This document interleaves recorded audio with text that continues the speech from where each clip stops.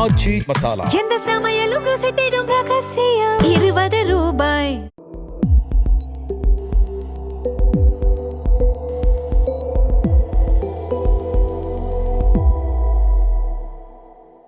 Sir வணக்கம் sir. இப்ப US Iran போரை பொறுத்தளவுல ஸ்டார்டிங்ல ஆரம்பிச்சதை விட இப்ப பெரிய லெவலுக்கு அது எஸ்கலேட் ஆயிருச்சு. ஒரு சைட்ல இஸ்ரேலை பொறுத்தளவுல லெபனானுக்குள்ள பூந்து அவங்க சில விஷயங்கள் பண்ணிட்டு இருக்காங்க. லெபனானோட தென்பகுதியில் அவங்க கண்ட்ரோல் கீழே கொண்டு வர முயற்சி பண்ணிட்டு இருக்காங்க.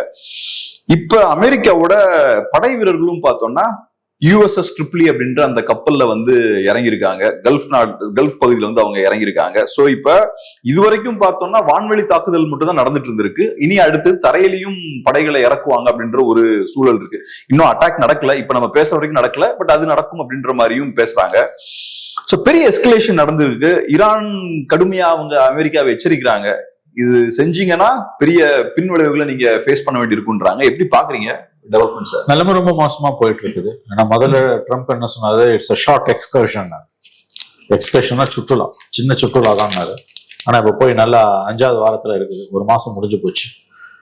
குவாக்மாயிர்னு கேள்விப்பட்டிருக்கேன். புதகோழியில போய் மாட்டிக்கிட்டாங்க யுஎஸும் இஸ்ரேலும், எஸ்பெஷலி யுஎஸ். சண்டே ஆரம்பிச்சிட்டாரு, முடிக்க தெரியல ட்ரம்ப்.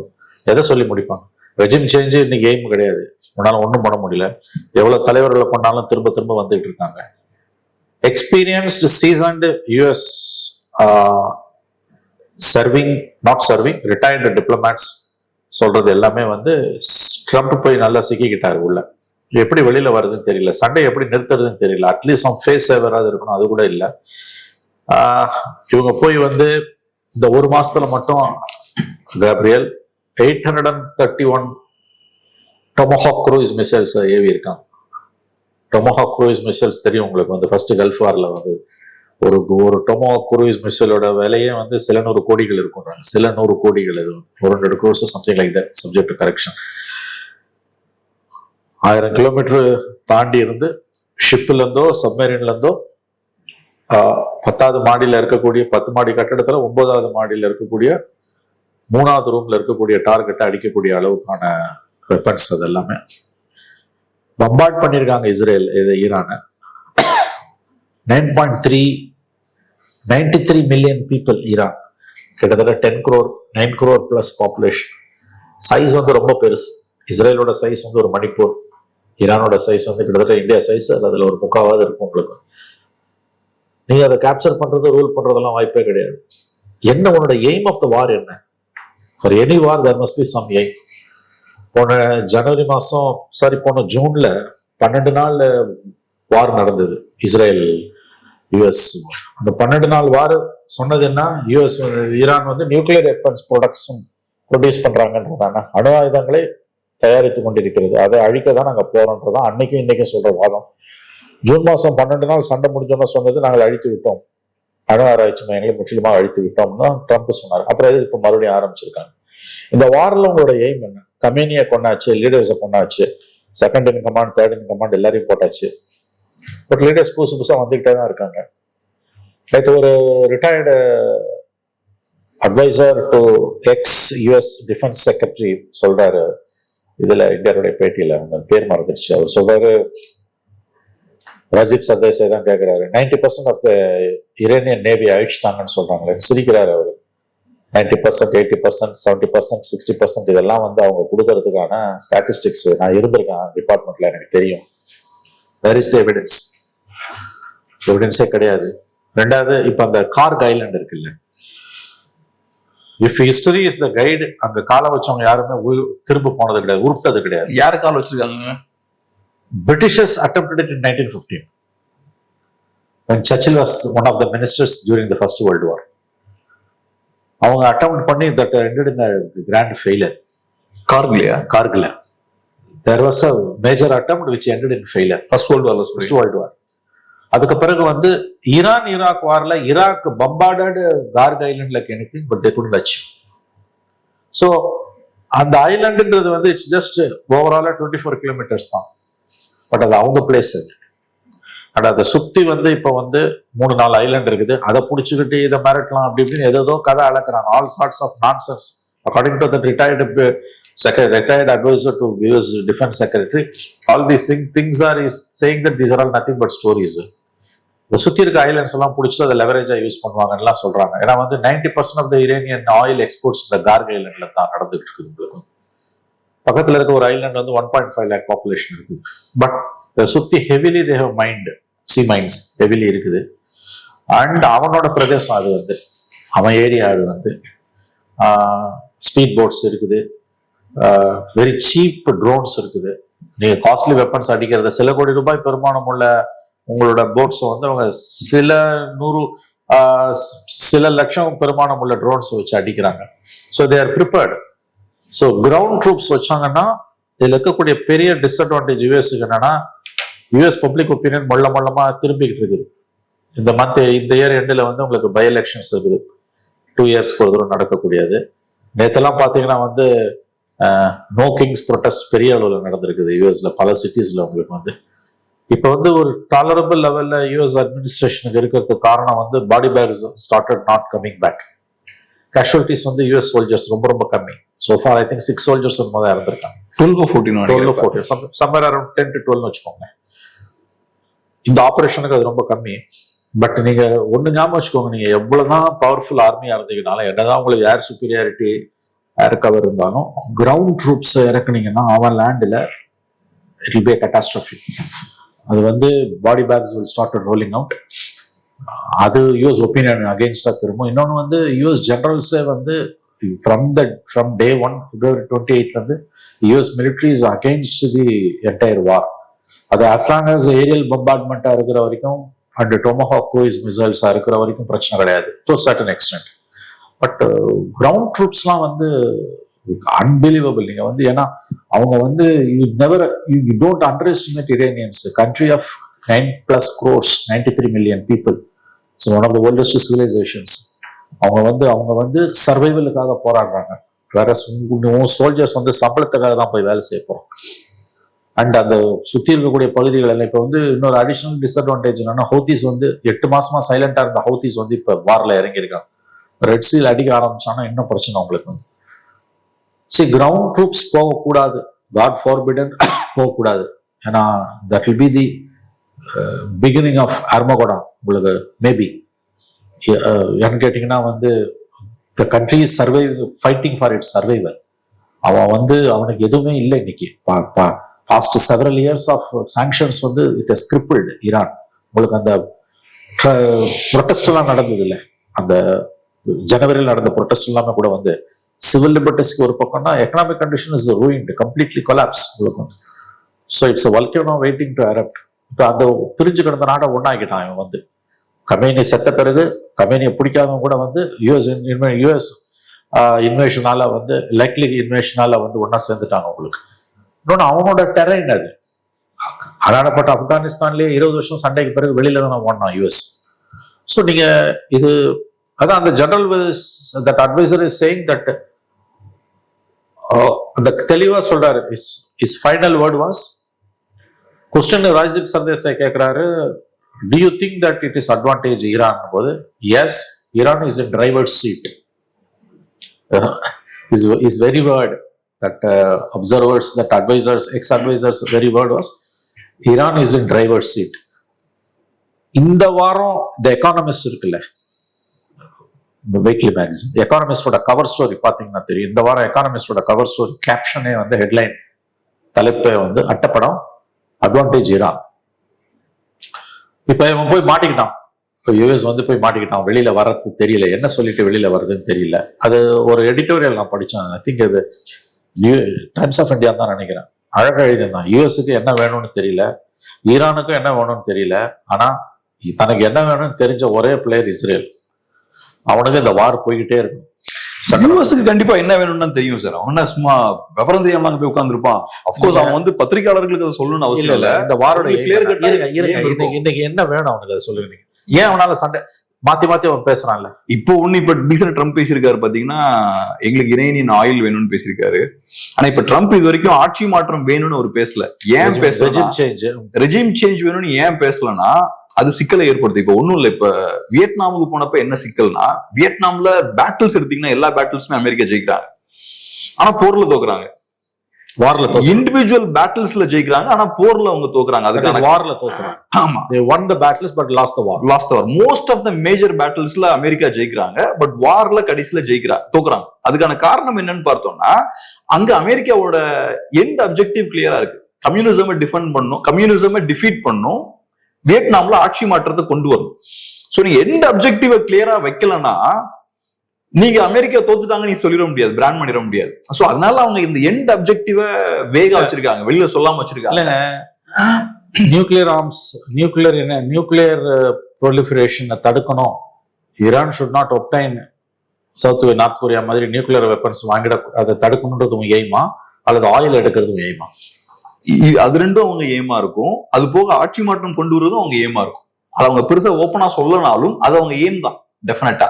இல்ல கபிரில், ஐ டிஃபர் வித் யூ. இன்னைக்கு பிரச்சனைக்கான காரணமே ஒரு மாசம் ஆகும் என்ன வேணும்னு தெரியாம சண்டே நிறுத்தணும்னு விரும்புறாங்க, நிறுத்த முடியல. சார் 2 ஏர்கிராஃப்ட் கேரியரை கொண்டு வந்து நிப்பாட்டி, அதெல்லாம் இது கூட தெரியாமல சார். இல்ல அதெல்லாம் பிகெஸ்ட் ஆர்மி அங்க என்ன வேணும்னு புரிஞ்சுக்கோங்க. ஏர்கிராஃப்ட் கேரியர்ஸ் மூவ் பண்றதுலாம் வந்து பார்ட் ஆஃப் த வார் மெனூவரிங். ஆமா, அது இன்னவிட்டபிள். அது நான் சொல்றது இந்த எய்ம் ஆஃப் த ஆபரேஷன். ஒரு ஸ்ட்ராட்டஜிக்கா ஒரு மூவ் பண்றாங்கன்னா இதுக்கு ஒரு 5-6 வருஷமா அவங்க பிளான் பண்ணிருப்பாங்க சார். பிளான் பண்ணி என்ன டார்கெட்ன்றதை ஃபிக்ஸ் பண்ணிருப்பாங்க. இல்ல நான் என்ன சொல்ல வரேன்னு கேட்டீங்கன்னா, நீங்க வந்து ஐ திங்க் எப்படி உங்களுக்கு எக்ஸ்பிளைன் பண்றது எனக்கு தெரியல. ரெஜிம் சேஞ்சா, ஆயில் வெல்த்தா, அங்க இருக்கக்கூடிய நியூக்ளியர் எனர்ஜி, நியூக்ளியர் ரிசர்ச்சை வந்து கம்ப்ளீட்டா மூணுமாவே இருக்கலாம். எனக்கு என்னமோ தோணல. அவங்க நம்ம கிட்ட சொல்லிட்டு இருக்க மாட்டாங்களா அதெல்லாம்? இல்ல எண்ட் அப்ஜெக்டிவ் இல்ல நம்ம கிட்ட, உங்ககிட்ட எங்க சொல்லணும், பப்ளிக்ட்ட சொல்லணும். இல்ல அப்ப அவங்களோட இப்ப இன்னைக்கு வரக்கூடிய எல்லா அனலிஸ்டுமே எழுதுறது என்னன்னு கேட்டீங்கன்னா, what is Dhar aim in America is clueless தான் எழுதுறாங்க. அவங்களுக்கு எப்படி தெரியும்னு கேக்குறேன் சார். இல்ல நான் என்ன சொல்றேன், இந்த வாரம் எதுக்காக இப்ப நடத்திட்டு இருக்காரு? இப்ப நீங்க சொன்னாத காரணங்களுக்காக தான். ஆயில் வேணும், மிடில் ஈஸ்ட்ல பொலிட்டிக்கல் கண்ட்ரோல் அதிகமா இருக்கணும். எதையுமே அச்சீவ் பண்ண முடியலங்க. அது முடியலன்றது செகண்டரி. பட் அவங்களோட எய்ம் நான் சொல்லுவேன், ரிப்பீட்டட் பாம்பிங்ஸால நீ என்ன அச்சீவ் பண்ணணும்? ஈரானை வீக்கெண்ட் பண்ணிருக்காங்க. அது ஆல்ரெடி வீக்கெண்ட். இன்னொரு ஞாபகம், நீங்க வந்து further weekend Iran is much more dangerous to gulf and US. ஏன்னு கேட்டீங்கன்னா, அங்க இருந்து அவன் வந்து அந்த ஹோத்திஸ், ஹிஸ்புல்லா, ஹமாஸ் 3 பேரும் வச்சு இன்னமும் வந்து கல்ஃப் ஸ்டேட்ஸ் அடிக்க போறான். அதனாலதான் வந்து அவன் என்ன சொல்றான், சவுதிஸ் வந்து என்ன சொல்றாங்க, there is a school of thought that Saudis are insisting US to finish off Iran. அது பண்ண முடியாது. ஏன்னா wounded Iran is more dangerous. A wounded tiger is more dangerous. முன்னே நீ டைகர் அப்படியே விட்டுறணும், இல்ல ஃபினிஷ் பண்ணிடணும். இப்ப நடுப்புற போய் you can't finish Iran. அதை ஞாபகம் வச்சுக்கோங்க. such a big country. நீ என்ன அடிக்க வந்துகிட்டே தான் இருக்க போகுது. that country will collapse. அதுல சந்தேகம் கிடையாது உங்களுக்கு. வந்து இப்ப போன ஜூன்ல அடிச்சான், நவம்பர், டிசம்பர், ஜனவரியில அந்த ப்ரொடெஸ்ட் வந்தது. over 15,000 people were killed. இப்ப சண்டை முடிஞ்சதுன்னு வச்சுக்கோங்களேன், அந்த ஆங்கர், மக்களோட ஆங்கர் யாருக்கு எதிராக திரும்பினா லோக்கல் ரூலர்ஸ்க்கு எதிராக தான் திரும்பும். அது கூட அவங்க ஏமா இருக்கலாம். இப்ப அது இன்னொரு பாயிண்ட் என்னன்னா, யாருக்கிட்ட பேசுறது? லீடர்ஷிப் வந்து எலிமினேட்டட் இருக்கும். இந்த ஸ்பீக்கரும் ஃபாரின் மினிஸ்டரும் மட்டும் தான் இருக்கும். இது டெக்னிக்கல் சுப்பீரியாரிட்டியை வச்சு இஸ்ரேலிஸ் பண்ணிட்டு இருக்க ஒரு அட்டூழி என்னன்னா, எலிமினேட்டிங் இண்டிவிஜுவல் லீடர்ஸ். இந்த வேர்ல்டு கம்யூனிட்டி இதை பார்த்துக்கிட்டு இருக்குங்க. நாளைக்கு யாருக்கு வேணா நடக்கலாம். இது இதை வேடிக்கை பார்க்குற எல்லா நாடுகளுக்கும் இதான் நிலைமை. வெனிசுவேலால அந்த நாட்டு லீடரா அவன் பெட்ரூம்குள்ள போது தூக்கிட்டு போறான், அவனையும் அவன் ஒய்ஃபையும். அயத்தல்லா கமேனியை வந்து 100 அடி கீழே பங்கர்ல இருந்தானா பாம்பு போட்டு கொல்றான், மிசைல்ஸை போட்டு.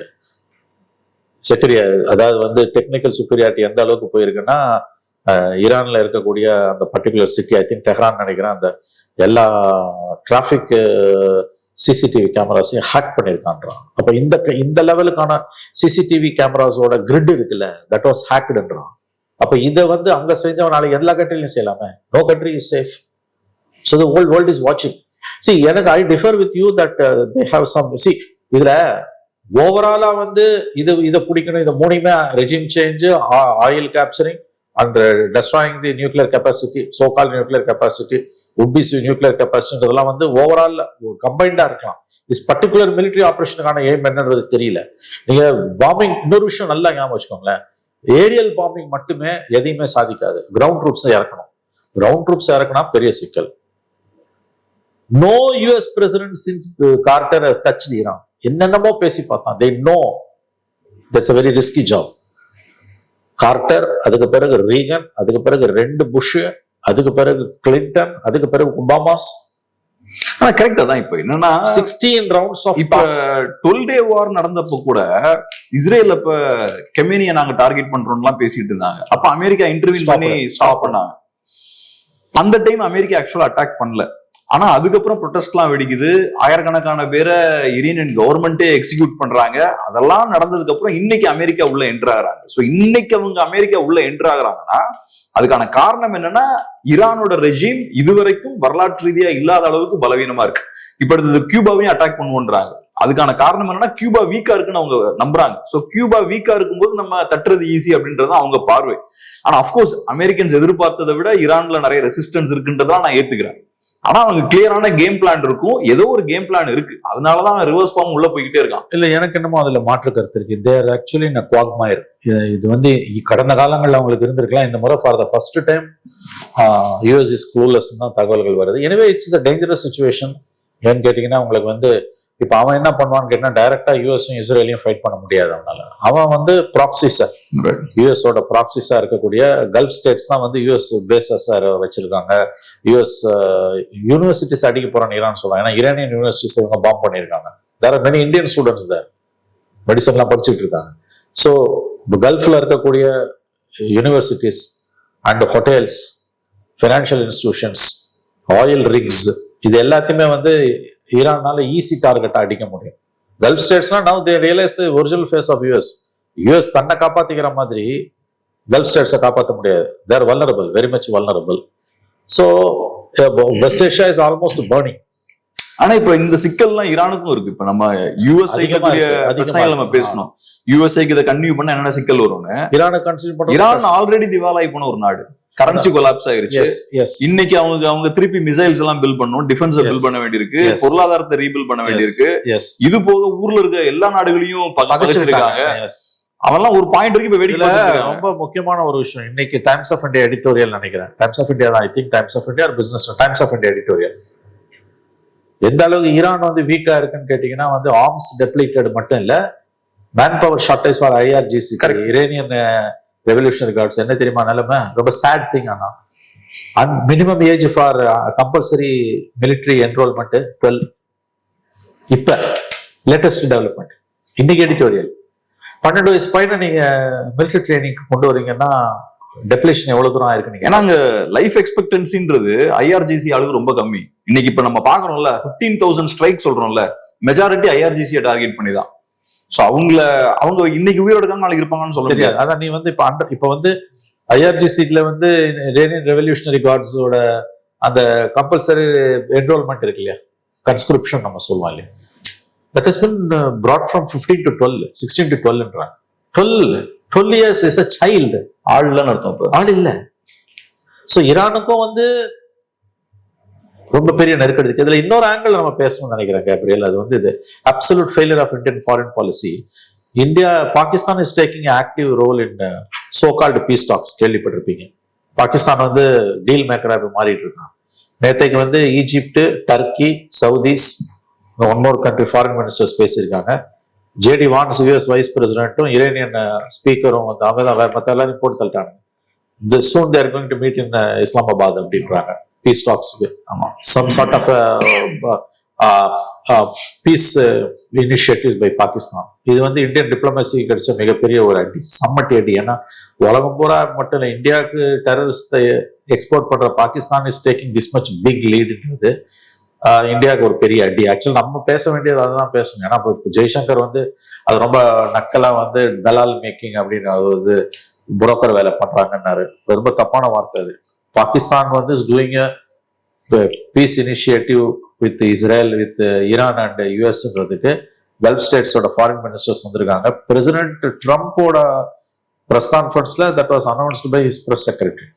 That credit was given. So இன்னைக்கு Jairam Ramesh, Congress spokesperson foreign affairs, அவர் சொன்ன மாதிரி வந்து இட்ஸ் புரோக்கர்னு நீ சொல்ற, you are calling him as a broker, calling Pakistan as a broker. Of course, brokerage by a broken country, it is a very very sad thing for India. We are losing our leverage to Pakistan. நாளைக்கு இன்னும் கொஞ்ச நாள்ல வந்து மறுபடியும் operation Sindoor மாதிரி பல்காம் மாதிரி ஒரு incident நடக்குதுன்னு வச்சுக்கோங்களேன். வேர்ல்டு கம்யூனிட்டி அன்னைக்கு நம்ம பின்னால் என்ன இது நினைக்காது. இந்த இஷ்யூல இஃப் பாகிஸ்தான் கெயின்ஸ் சம் லெவரேஜ்னு வச்சுக்கோங்க. இப்படி வச்சுக்கோங்களேன், நீங்க இஸ்லாமாபாத்ல ஜேடி வான்ஸும் இரானியன் ஸ்பீக்கரும் சந்திச்சு பேசுறாங்க, some sort of peace agreement sign ஆகுதுன்னு வச்சுக்கோங்க. அதுல பாகிஸ்தானுக்கு ஒரு ரோல் இருக்கு இஸ்லாமாபாத்ல அப்படின்னும் போது, இந்தியன் டிப்ளமசிக்கு இன்டர்நேஷனல் லெவலில் கிடைச்ச மிகப்பெரிய ஒரு செட்பேக்காக இருக்கும். ஏன்னா இந்தியா கண்டினியூஸ்லி செய்யும் பாகிஸ்தான் தான் டெரரிசத்தை எக்ஸ்போர்ட் பண்ணுது.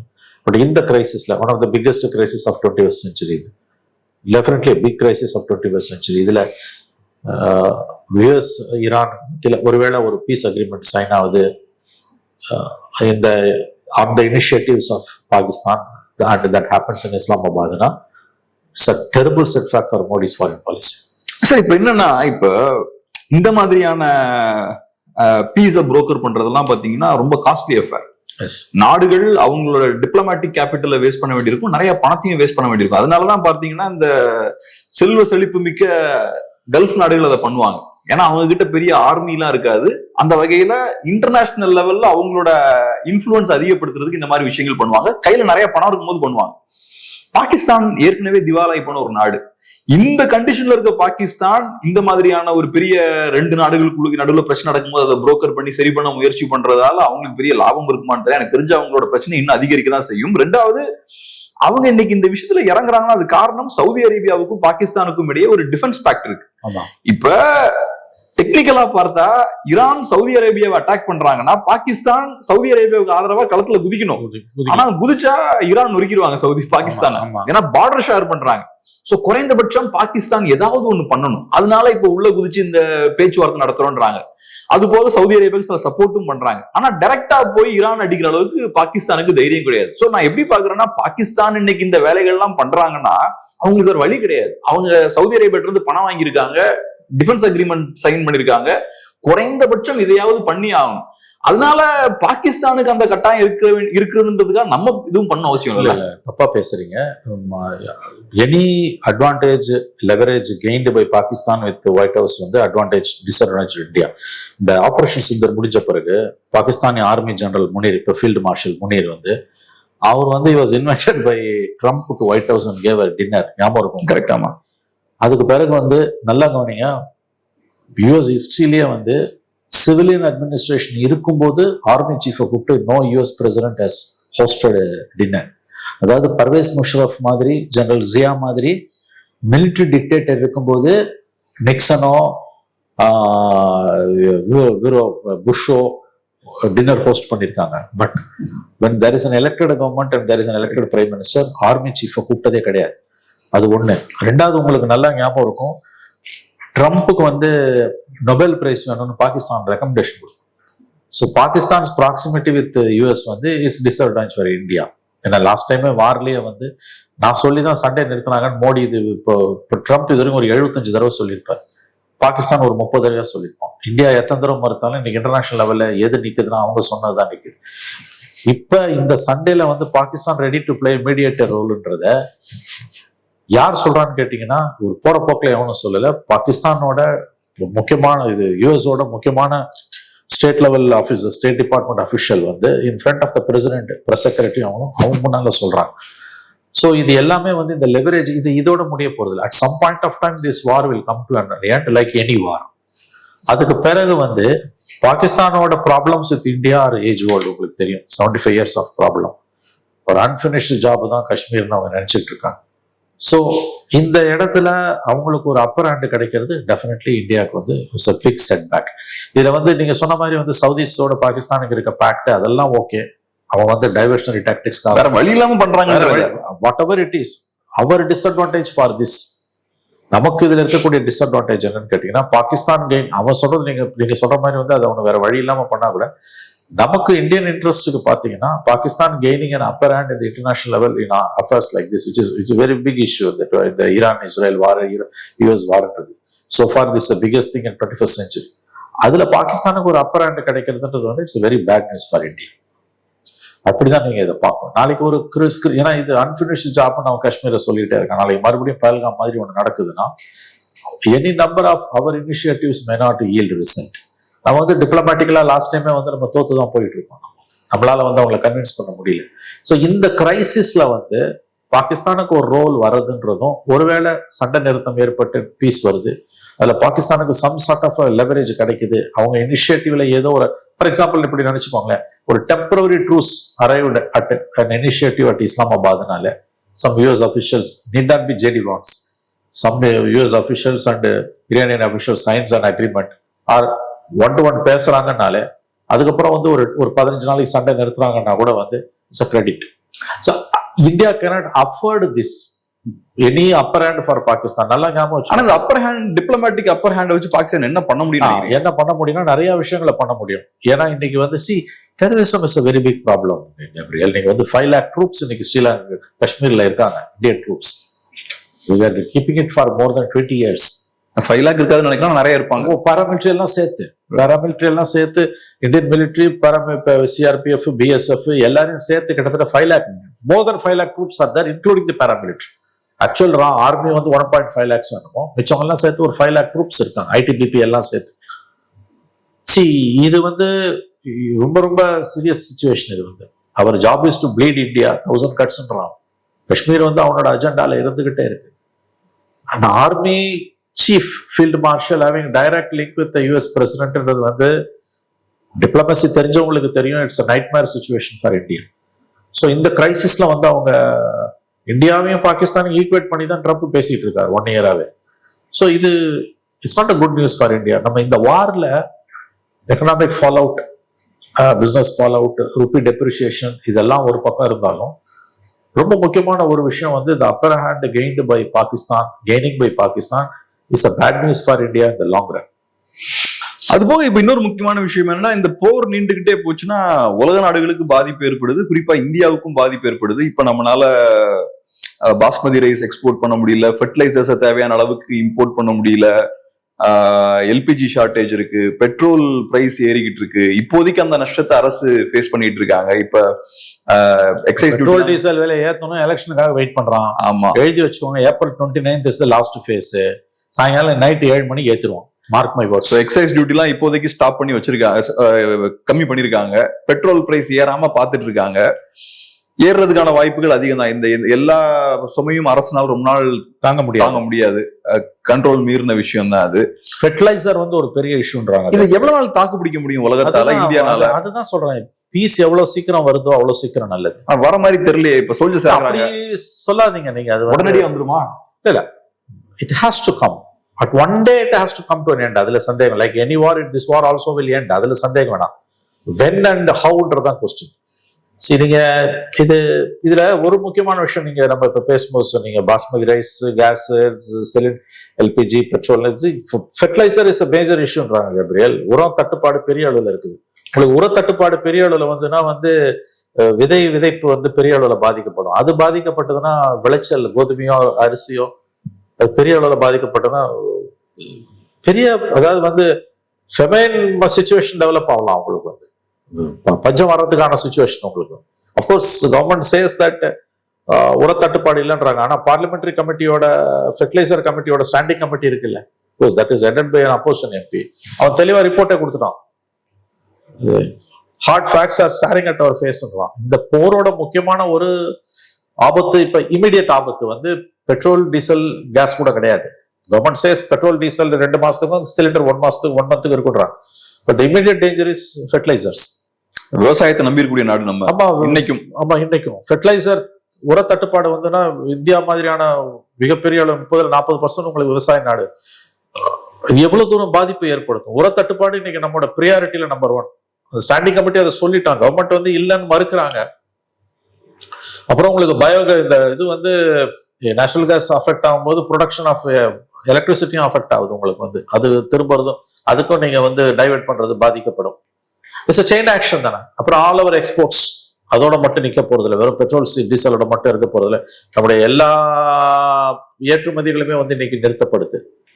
So it's a nightmare situation. Sir, இப்ப ஒரு கேள்வி. இப்ப உலகத்துக்கே பெரிய பாதிப்பு ஏற்படுது, இந்தியாவுக்கு பாதிப்பு ஏற்படுது, சைனாவுக்கும் இதனால பெரிய பாதிப்பு இருக்கு, ஐரோப்பிய நாடுகளுக்கு பெரிய பாதிப்பு இருக்கு, உலக நாடுகள் எல்லாத்துக்கும் பெரிய பாதிப்பு இருக்கு. இன்ஃபேக்ட் அமெரிக்காவுக்கு அந்த அளவுக்கு பெரிய பாதிப்பு இல்லை, ஏன்னா அவங்க ஆயில் மேனுஃபேக்சரிங் நேஷன்.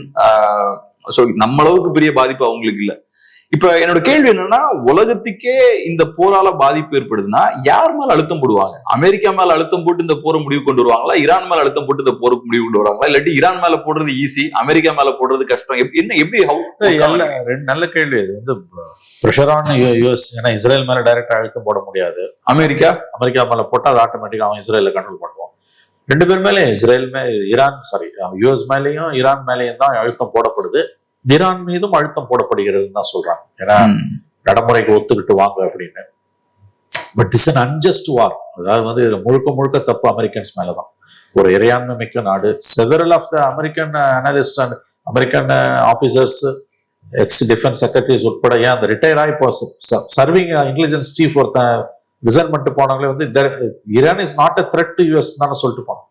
இப்போதைக்கு அவங்களால நமக்கு த்ரெட் இல்லைன்னு தான் சொல்லிட்டு போனோம். சண்டே ஆரம்பிச்சிட்டாரு ட்ரம்ப். யார் மேல அழுத்தம் அதிகம்? ரெண்டு பேர் மேலேயும் தான் அழுத்தம் அதிகமாகுது. அமெரிக்காவில் நடக்கக்கூடிய ஹியூஜ் ப்ரொட்டஸ்ட் எல்லாம் பாத்தீங்கன்னா வந்து மக்கள் பெரிய அளவுல தான் வந்து அவங்க போராட ஆரம்பிச்சிருக்காங்க. அங்கேயும் வந்து விலைவாசி கேசோலின் வந்து $4 போகுது. பிரைமரிஸ் இருக்கு இந்த மாதிரி இயர் எண்டில், அவங்களுக்கும் வந்து எலெக்ஷன்ஸ் எல்லாம் வருது. உங்களுக்கு வந்து அக்யூட் ப்ரெஷர், அதாவது பிச்சிங் இஷ்யூ எது வரும், வலி கொடுக்கக்கூடிய ஒரு நெருடல்ன்றது வந்து உங்களுக்கு நெருக்கடி எது வரும்னா, body bags started rolling in to US.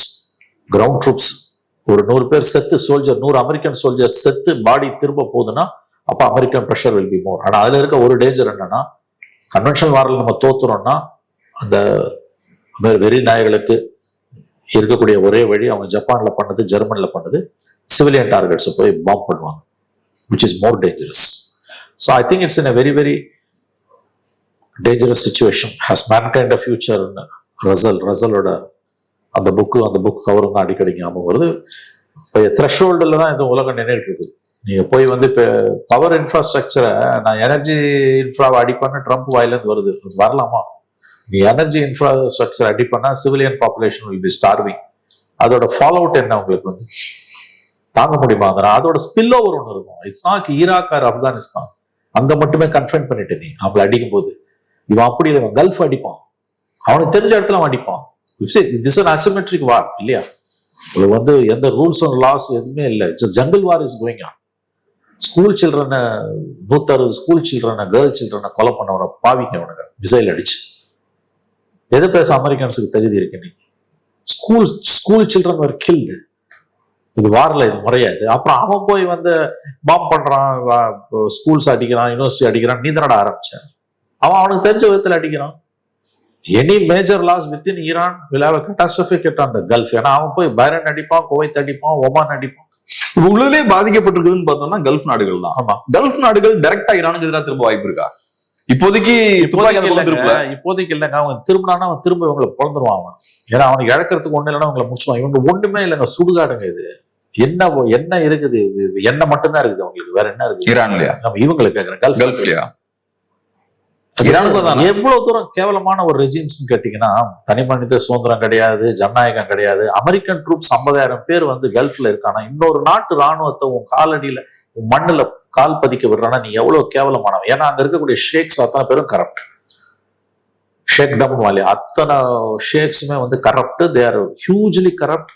சொந்த நாட்டு அமெரிக்காவுக்கு வித்துக்கிட்டு இருக்கான். அதனாலதான் அரப் ஸ்பிரிங்கை பார்த்து பயந்தானுங்க. எங்க மக்கள் புரட்சி வச்சு அவங்களை போட்டு தள்ள போறாங்க. 50,000 அமெரிக்கன் ட்ரூப்ஸ் வந்து வளைகுடா நாடுகள்ல இருக்கான்னா எவ்வளவு கேவலமான ஒரு ஆட்சியாளர்கள் அந்த நாட்டுல இருக்காங்க. 50,000 ராணுவம் இன்னைக்கு இந்தியாவில இருந்துன்னா உங்க நிலைமை என்ன? American troops. Any foreign soldier on your soil is a shame on your face. இல்லையா? எப்படிங்க அது இருக்குது? அந்த தகவலை நம்ம படிக்கும்போது நமக்கு கொதிக்குது. அப்படியே 50,000 ராணுவ வீரர்கள் வந்து சவுதியில, குவைத்துல, ஒமான்ல, பஹ்ரைன்ல இருக்காங்க. அவங்களுக்கு எல்லாம் பேஸ் கொடுத்து வச்சிருக்கான். என்ன நாடுகள் இதெல்லாம் நான் கேட்கிறேன். இப்ப அவன் அங்க அடிப்பான். அதுல என்னன்னா ஃப்ரீ ஃபார் ஆல். இது நீ ஈரானோட இன்ஃப்ராஸ்ட்ரக்சர் மட்டும் அவன் அடிச்சானா, இல்லது கார்க்குள்ள ஃபுட் சோல்ஜர்ஸை விட்டானா, இந்த கல்ஃப் கண்ட்ரிஸ், இப்ப நம்ம சொன்ன கல்ஃப் கண்ட்ரிஸ்ல இருக்கக்கூடிய பினான்சியல் பேங்க்ஸ், யூனிவர்சிட்டிஸ், ஹோட்டல்ஸ் எல்லாம் legitimate target. Free for all. சப்கோ சன்மதி தே பகவான்ல காந்திஜி சொன்னார்ல. அதை தவிர கையறு நிலைதான் திருவாளர் பொதுஜனத்துக்கு. ஏன்னா நம்மளையும் பாதிக்கும். எவ்வளவு ரோட் சைட் ஷாப் மூடி இருக்கு பாத்தீங்களா? தமிழ் சென்னையிலேயே எவ்வளவு ரோட் சைட் ஷாப்ஸ், தெருவோர கடைகள், சின்ன சின்ன கடைகள் எல்லாம் மூடிட்டு ஊருக்கு போயிட்டான். சார்ட் ஆஃப் மினி லாக்டவுன் உங்களுக்கு வந்து உலகம் பூராவே யாரோ 2 பேர் அடிச்சுக்கிறதால உங்களுக்கு வந்து இட்ஸ் குளோபல் வில்லேஜ்.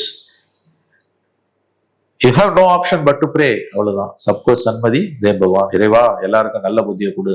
அது தவிர நம்ம பேசுறதுக்கு ஒண்ணும் இல்லை. ஸ்பெசிபிக் ஸ்கூல்ல போறீங்கன்னா வந்து இந்தியன் டிப்ளமசிக்கு இது ஒரு மிகப்பெரிய challenge. Any enhanced role for Pakistan in solving this issue it's எப்படி சொல்றது, டேஞ்சர் சிக்னல் ஃபார் இந்தியா. ரொம்ப நன்றி சார், உங்க பிஸியான டைம்ல அருமையான ஒரு பயிர் ரொம்ப நன்றி.